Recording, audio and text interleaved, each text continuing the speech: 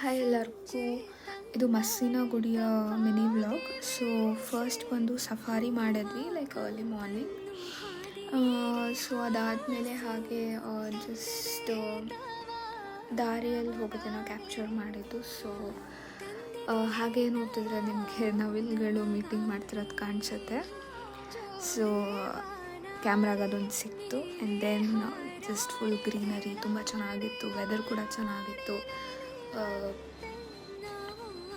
ತುಂಬ ಚೆನ್ನಾಗಿ ಗಾಳಿ ಬೀಸ್ತಾ ಇತ್ತು and just full of greenery. So ಇದಿಷ್ಟು ಮಸ್ಸಿನ ಗುಡಿಯ mini vlog. Thanks for watching.